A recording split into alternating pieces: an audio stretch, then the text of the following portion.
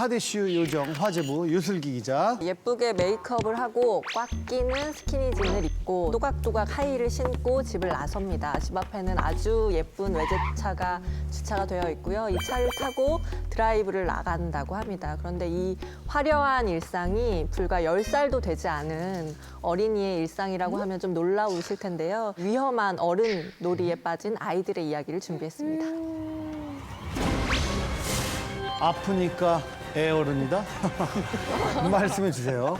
네, 어렸을 때 호기심에 엄마 화장품, 립스틱 좀 발라보고 또 엄마 구두 신어본 경험 한 번씩은 다 있으실 텐데요. 네. 최근에는 어린이들 사이에서 이런 엄마를 어설프게 흉내를 내는 것이 아니라 이 아이들을 위한 시장이 형성이 되고 있다고 합니다. 일명 어덜 키드 시장인데요. 그러니까 어른을 말하는 어덜트에 아이를 말하는 키드를 합친 용어입니다. 어린이들의 장난감을 좋아하는 어른들을 키덜트라고 하면 어른들의 세계에 들어가고 싶은 아이들을 어덜 키드라고 부르는 거죠.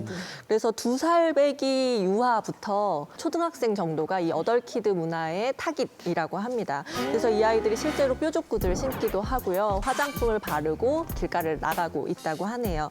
이런 트렌드가 워낙 번지다 보니까요. 유아용품 시장이 굉장히 빠르게 반응을 하고 있습니다. 아이들이 바를 수 있는 립스틱은 물론 뭐 매니큐어, 또 색조 화장품까지 다 출시가 된 상황이고요. 그 남자아이들을 노리는 그 완구 시장에서는 외제차와 이제 조인을 해서 아이들용으로 미니미 이런 자동차들 계속 출시를 하고 있는데 이 가격이 최고 300만 원까지 호가를 할 정도로 조립을 해놨다고 합니다. 의류 시장에서는 아이들용 스키니진이나 미니스커트 그리고 하이힐까지 아이들만을 위한 이런 제품들이 계속 출시가 되고 있다고 하는데 실제로 이렇게 유행이 된 이유가 이제 톰 크루즈의 딸인 수리 양이 사진 찍힐 때마다 항상 하이힐을 신고 있었어요. 그러면서 수리 구두라는 입소문을 타면서 이게 이제 유행이 되기 시작을 했습니다. 근데 성장기의 아이들이 4, 5cm 높이의 힐을 계속 신게 되면 성인 여성들한테 나타나는 무지 외반증이라고 해서 엄지발가락 이렇게 휘는 병이 아이들한테서 이미 나타나기 시작을 했고요. 척추 측만증이라고 이제 척추가 휘는 병에 노출될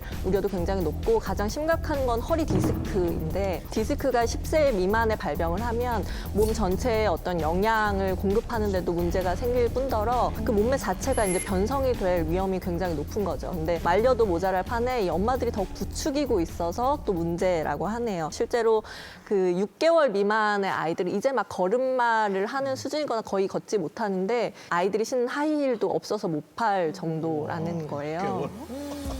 그리고 이제 2세 정도의 유아 아동이면은 균형을 잡기도 좀 쉽지가 않은데 이 아이들용 오토바이도 역시 불티나게 팔리고 있다고 합니다. 네, 사실은 이거가 굉장히 많이 부추겨진 게 최근에 육아 예능들이 너무너무 많잖아요. 그러니까 그 거실 한 번만 비추고 애들이 갖고 노는 거 한 번만 비추고 애들이 입고 먹고 쓰는 거 한 번만 비춰도 그 또래의 아이를 키우는 부모들한테는 그것만 눈에 들어오는 거죠. 그러다 보니까 우리 아이도 연예인 못지않게 키우고 싶다. 또 요새 한 명 아니면 2명이니까 이런 아이들 골든 키드로 키우고 싶은 엄마들의 마음이 더 욕구가 불타오르는 거죠. 그나마 물건을 사주는 것은 약과라는 거예요. 이제 최근에 초등학교 정도가 되면 엄마들이 아이 손을 잡고 병원을 그렇게 많이 간다고 합니다. 이것이 일종의 선행 미용인데요. 그러니까 아이들을 데리고 다니면서 애가 공부만 1등 하는 것이 아니라 외모로도 그 반에서 돋보이기를 바라는 거예요. 실제로 강남에 있는 피부과에는 이제 배학 전에 아이를 데리고 오는 학부모들이 굉장히 많다고 합니다. 그래서 아이가 이제 여드름이 막 나려고 하니까 이거를 좀 봐달라. 그리고 좀 얼굴 윤곽도 좀 다듬어 달라라고 이제 시술을 요구를 했는데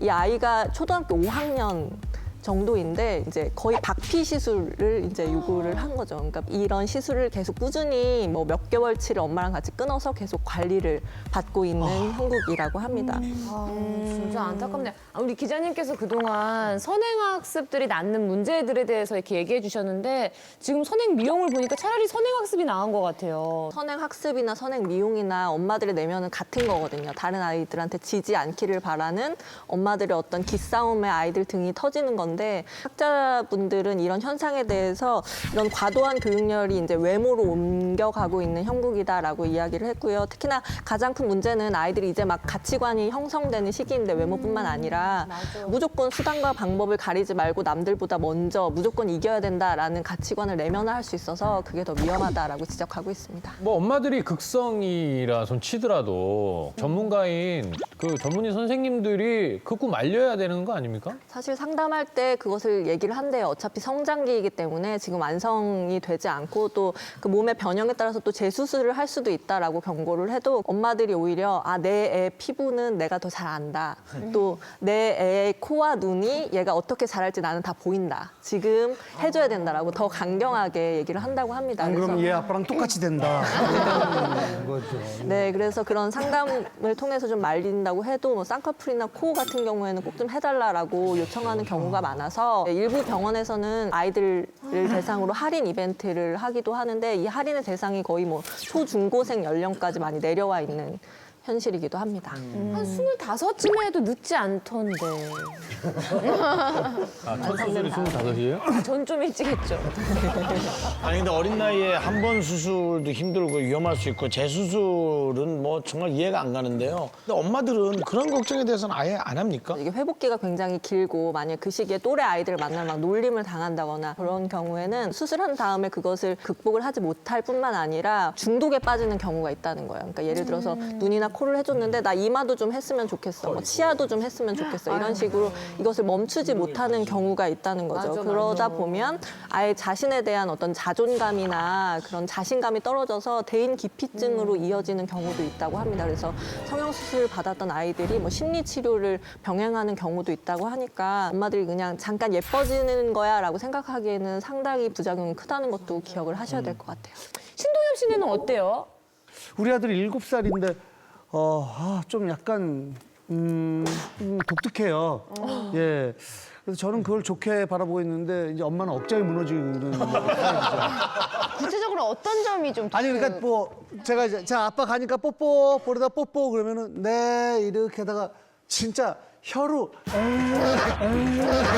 내가 너무 깜짝 놀라가지고 상대방이 찝찝한 거를 좋아하는 거예요. 근데 자기도 찝찝하지만 아빠가 더 찝찝할 거라는 거예요. 아주 뭐 유전자가 그냥 신동엽 그 자체가 부모 그대로 자식 간의 내려왔네. 두뇌 싸움이 대단하네요. 예. 골탕 먹이기. 자 마지막으로 유슬기 기자 정리해 주시죠. 네, 어른 흉내내는 아이들만큼이나 아이만도 못한 어른들도 문제인 것 같습니다. 다듬어야 할 것은 아이의 외면이 아니라 어른의 내면일지도 모르겠습니다.